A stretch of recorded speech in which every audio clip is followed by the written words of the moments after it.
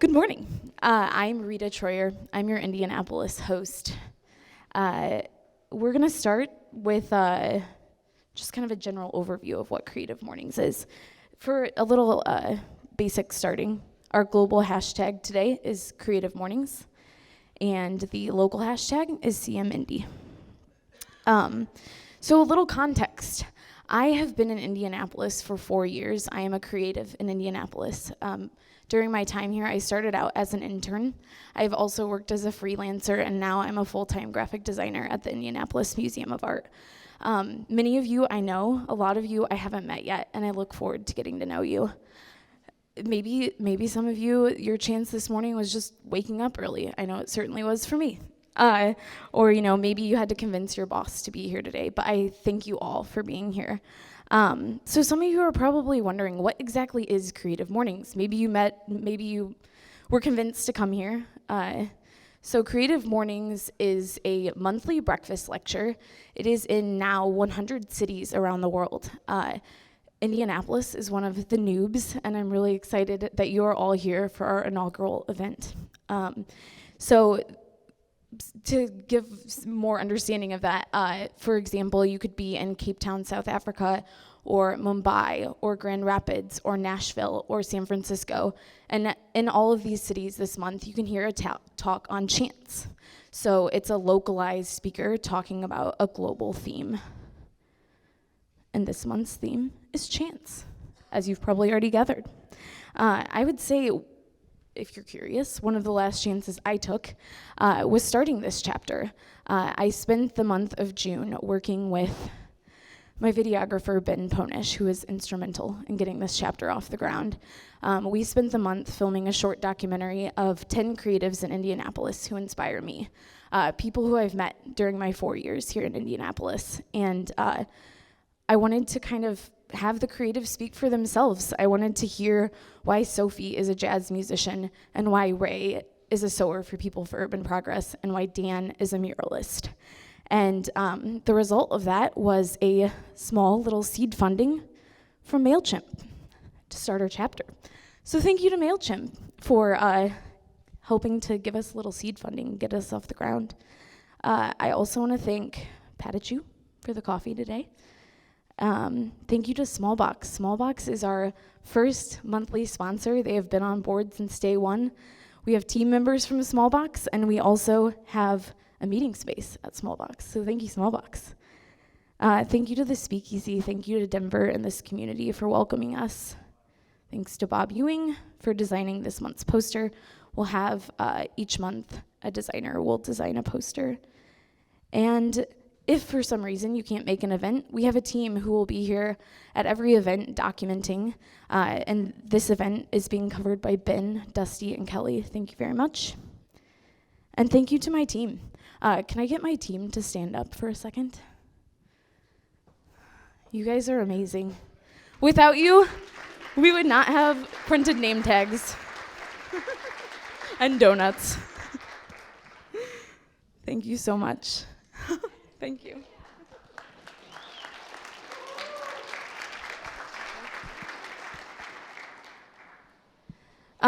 Creative Mornings is entirely volunteer run and sponsor funded. So if you're interested in partnering with us or learning more, please see one of us and we can chat with you more about that. Okay, so we'll kick things off now. Being with this team, we have had a long-standing potential speaker list. And, when I heard of the theme Chance, Sarah Urist Green just rose to the top.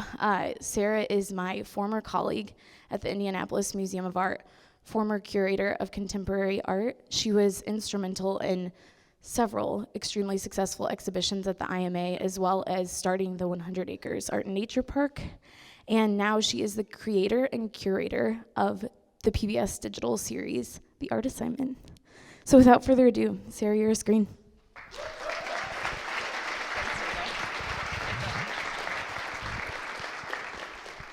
Hello, everybody. So thank you, Rita. This is very exciting. I'm very excited for next month when I can just attend and hear from you all instead of having to talk myself. But so when Rita asked me to do this and told me that I could talk about anything but that the theme was chance, I was kind of worried at first because I'm a bit of a type A personality. Control is kind of my thing. So I had to think for a while, and I'm very thankful to have done this because it actually made me realize how I've incorporated chance into my work and practice in very strategic, safe ways that make me feel like I'm still in control, even if it's a total sham. So I've titled my talk to you today, but what I'd like to talk with you about is being a curator. And so I used to be a curator in a very traditional sense, and a lot of you know the word curator, but it's come to mean a lot of different things recently. A lot of people are curators, and I completely embrace that the word has sort of entered the wider lexicon. But in a traditional sense, it comes from the Latin curo, curare, to arrange, see to, attend to, take care of, ensure. And I think of it mostly, I mean, there are other definitions, but that's the one that I think is where curator comes from. And it's mostly to worry and care about something or a collection of some things. So at the IMA, my basic job went like this. You get to know a collection of objects, okay? You study it, you understand what it is. Let's use this. You organize it, you figure out what it is and what the similar things in different areas of it are. And then you put it in rooms. Super complicated.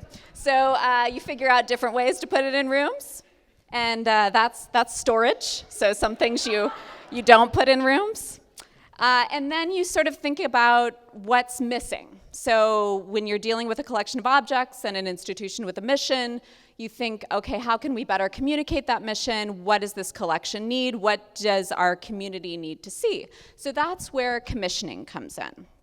So you think about the ways to fill the gaps in collections, and you can do this in several different ways, and that's sort of where commissioning comes in. And commissioning is really what I want to talk to you guys about and is kind of the core of my curatorial practice and what I really enjoy. So when you have a gap in your collection, there's a couple ways or a number of ways to approach it. The first one is to approach people or institutions with means and coerce them to give you money so that you can buy something to fill the gap. And the other thing is to coerce people with means or institutions with means to give you money so that you can hire somebody else to create something to fill that gap for you. And that's commissioning. So I got to do this in a lot of ways at the IMA, and I found this to be a really rewarding way of working. And so one of the primary spaces where I did this was in the Ephraimson Family Entrance Pavilion, the main entry of the museum. And the Ephraimson family endowed this program that allows for artists to create new works in the space a couple times a year. So what we would do is we would identify artists who we thought could deal with this space well. So when I thought about, okay, so what is this space missing? It's missing art. It's a large sort of corporate feeling space, and you walk in and what do you want to see? So it's this huge playground. It's kind of like a framework for the museum. It's a framework for a program, and then you can kind of insert artists in to see what they'll do with the space. So as a young curator, the first artists I approached for this space were Balnoga's studio. And so what you do is you do your research, you find artists you think might be interesting, and the first people I approached is this architecture and design studio based in LA called Balnoga's Studio. I had seen this piece that they did at PS1, and I thought, hey, I think they could handle a large space and make it into something interesting.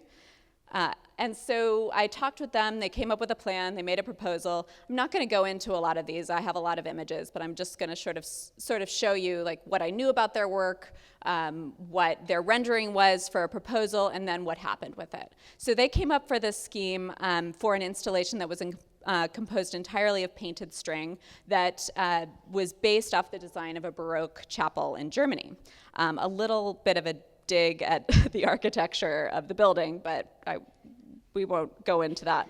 And I didn't realize that until later, but anyway, and this is what happens. So here you go from, you're making a guess, you figure out an interesting talent, somebody who can deal with the particular space and issues that you're dealing with, and then they make a proposal, you do all that you can, you put great people around it, you make a great team, you make sure they have the resources they need, and then you realize it, and sometimes it works out. And this was great, and I was immensely relieved. Sort of my first go around, like, phew, this isn't a total disaster, great.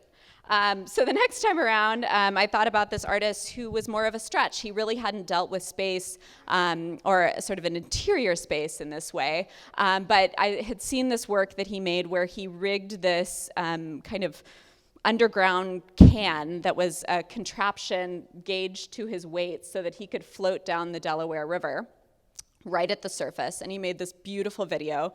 And he had also done a piece on another river involving canoes, and I kind of had it in the back of my mind that maybe he'll use the canal that runs by the museum or the river, and he'll do some awesome performance, and then maybe it will result in a video that we can show in the space, or a sculpture, or something that tells the story of that performance. But he came to the space, and he ended up proposing something entirely different.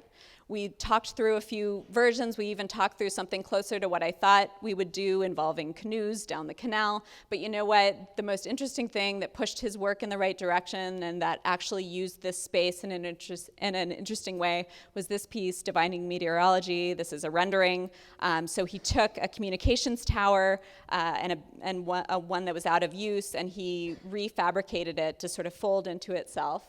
The whole thing was kind of an instrument that received the weather radio signal, and then interpreted the weather radio signal into vibrations that you could feel that were broadcast in this metal structure. So you could actually go up and hear it and feel it and sort of experience the weather in a completely transformed way. And this is what it actually looked like.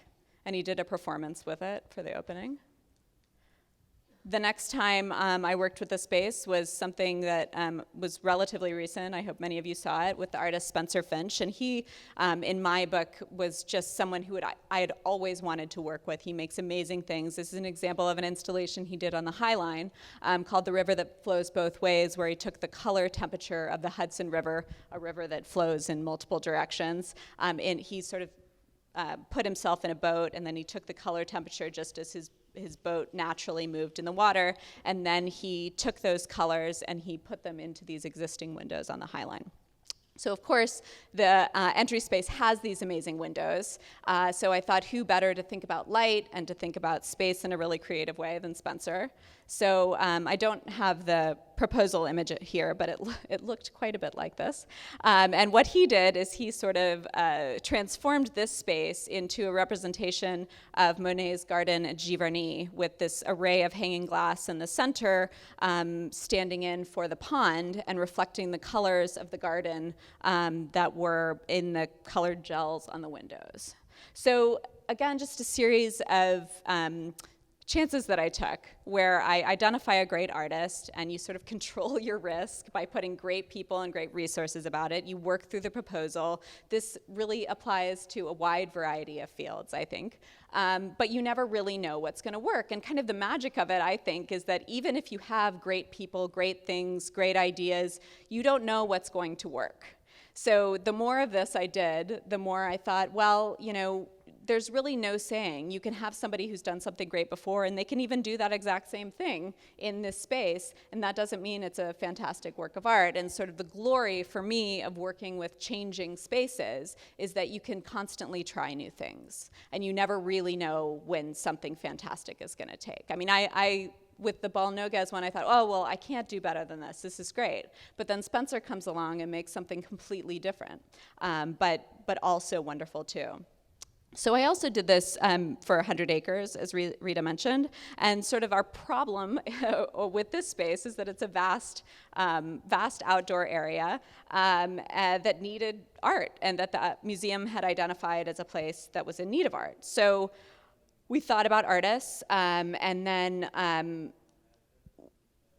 this is one particular artist that I got to work with, Atelier van Lieshout, led by Joop van Lieshout, and this piece, this is sort of what we knew about his work. So he made these great places. On the left is called Womb House. It's actually a blown up, very large scale fiberglass female reproductive system that you can walk in. The uterus is a bed you can lay down. And there's a wet bar where the ovaries are.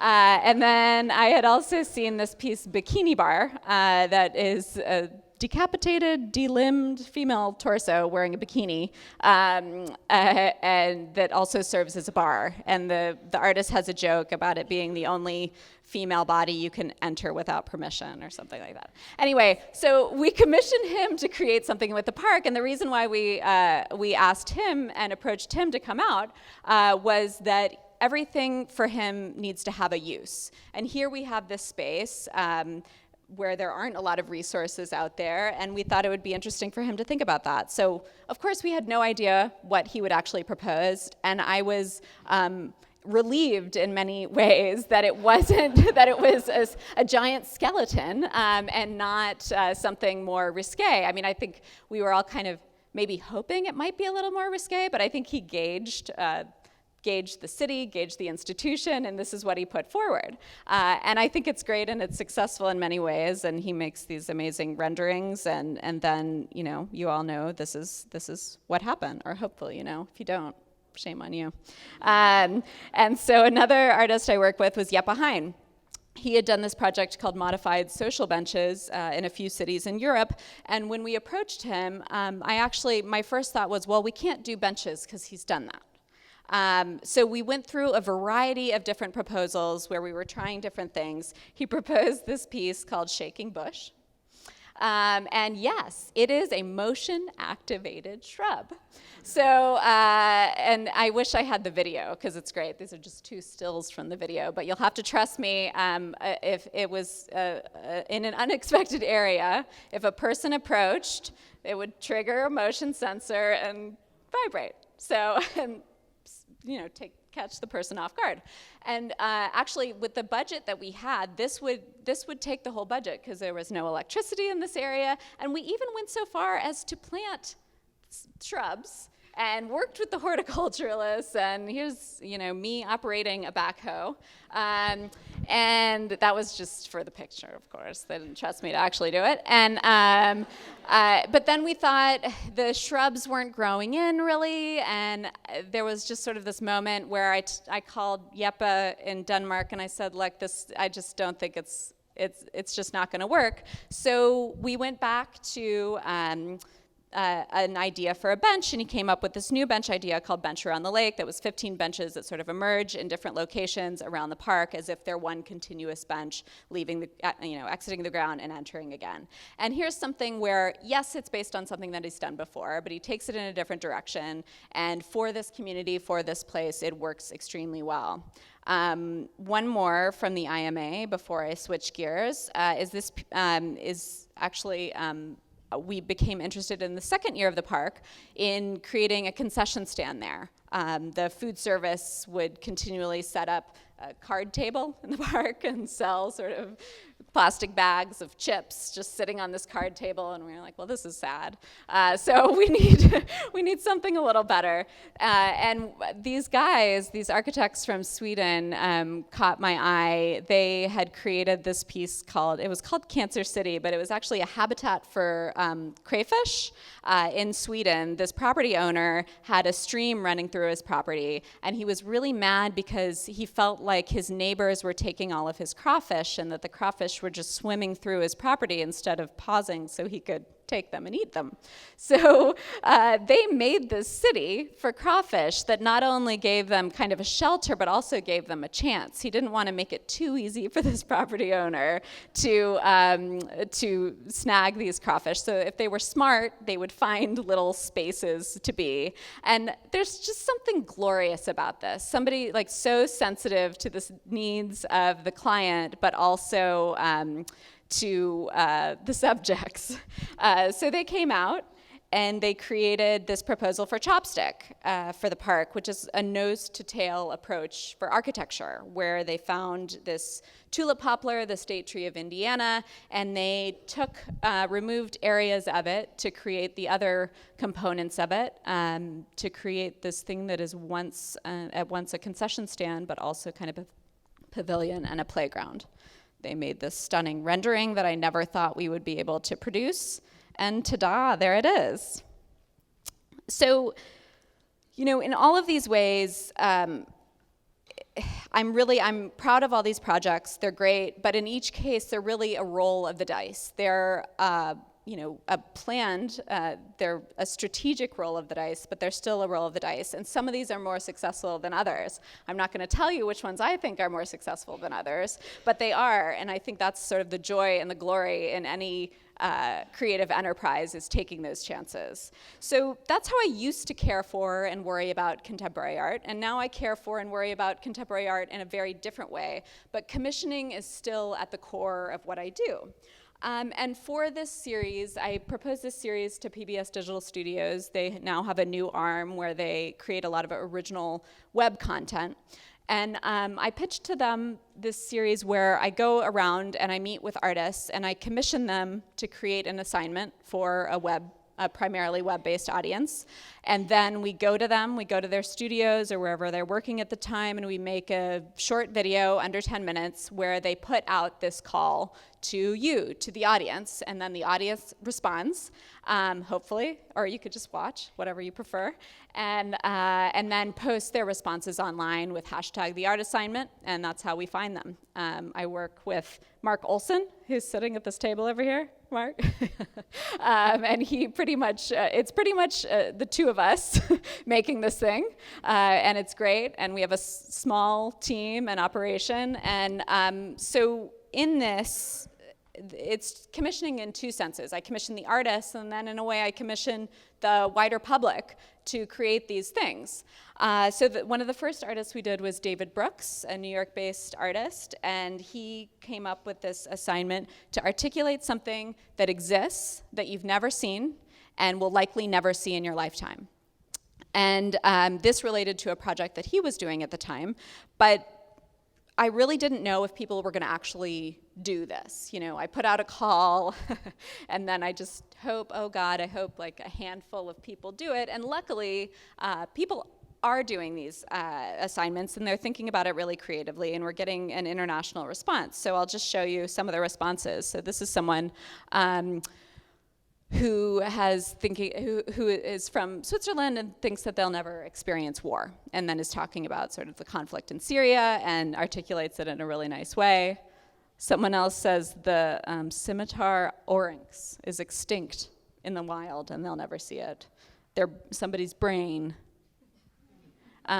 This one I really love, publicly accessible casual space travel. Articulate. Yeah, something I never could have seen. Or someone's biological father who they've never met. Another assignment we've had is from Deb Sokolow, a Chicago-based artist, and she makes these very large narrative drawings that are really schematics that work you through a story in a kind of graphic novel-esque way. And her assignment was to do a stakeout, to identify an enticing object, put it out in the world, hide yourself, and watch what happens, and then document it in some way. And you can document it by taking notes, video, pictures, whatever you feel comfortable with.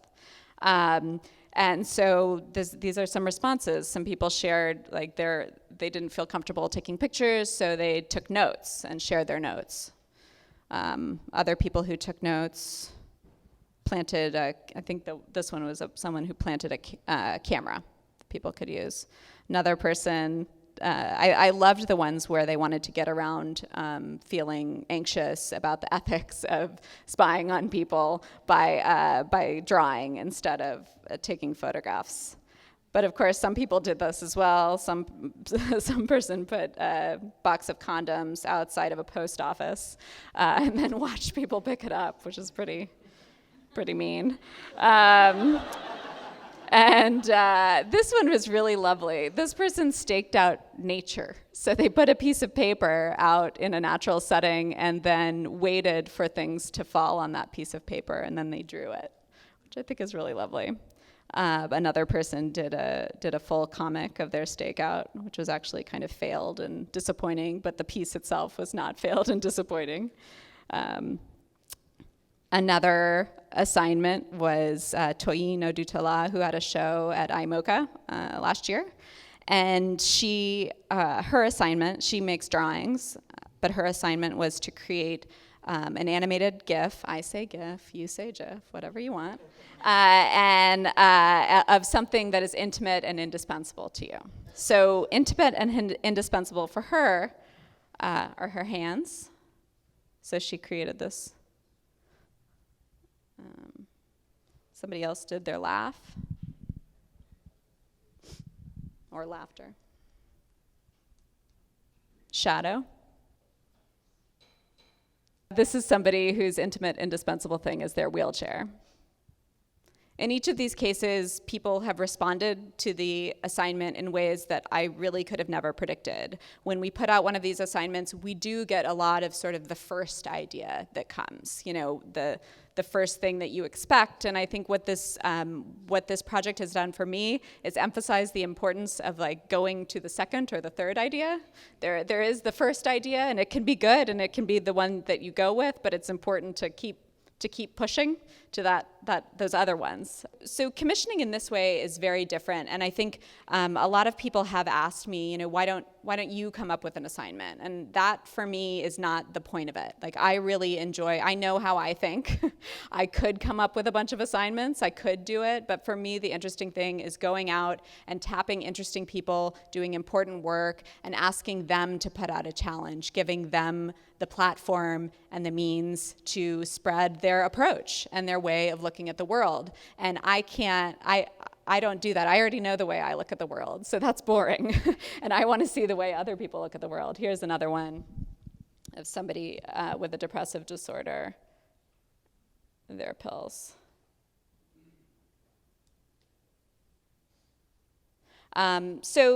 It's in this way that sort of my approach to commissioning has changed. There's a lot that's similar to it. I put myself in the hands of really competent, capable people, and then I try to help them deliver great things. And I've always liked this quote by Andy Warhol.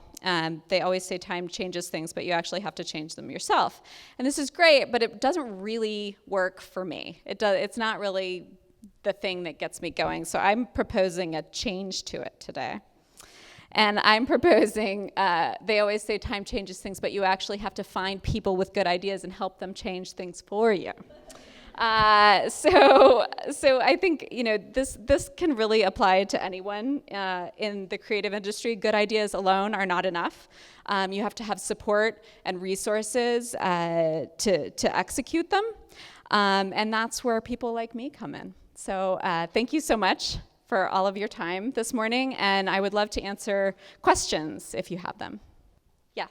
How do you explain the ideas, the risks that you're taking, how do you explain them to the people who ultimately have to say, okay, you can go ahead and get that artist, especially when you come to them and say, I have no idea what they're going to do, but they're going to do something good, you just have to trust them. Like in the museum setting? Well, it applies for both, but in the museum setting, I think like that's what a curator is hired to do. They're supposed to be an expert, and so the museum hires experts. There's one, the great Scott Stulin is here today, and he's making these decisions actively. So what I did there and what Scott's doing now is identifying interesting people and then pitching them to your institution, making them get as excited as you are about them, bring them in for a visit, have them meet everyone involved, and then once you get the buy-in of your institution and the staff, then they're excited to make it happen, and it goes from there. So every institution does it differently. Some people have regular meetings where you pitch people, and then the boss decides, or that kind of thing. But that's the way it worked for me. And then with the PBS series, they really give me a lot of leeway. I pick the artists, I call them that day, and it's just me on the line. So that's it. Yeah. Yes? How do you define successful art? So when Oh. you're talking about the Iron Man, you said some were more Right. successful than others. I'm interested in. So the question is how do I define successful art? And it's different for everybody. Of course, like I have my own definition, and it actually changes. So sometimes I think something is really successful at the time, and then years later I'm like, little boring. Or sometimes I think something was a big failure, and then a year later I talk to someone who's really excited about it, and makes me think about it again. So for me, successful art is something that spurs a new line of thinking. I tend to like art that makes me think more than something that just has visual beauty, which is fine. That there's a lot of merit to that too, and it depends on the context and who it's for. But for me, that successful art is a moving target, and I don't really know, and it changes every day. So. Well, it was great talking to you all today, and I look forward to seeing you at future Creative Mornings. Thanks, Rita.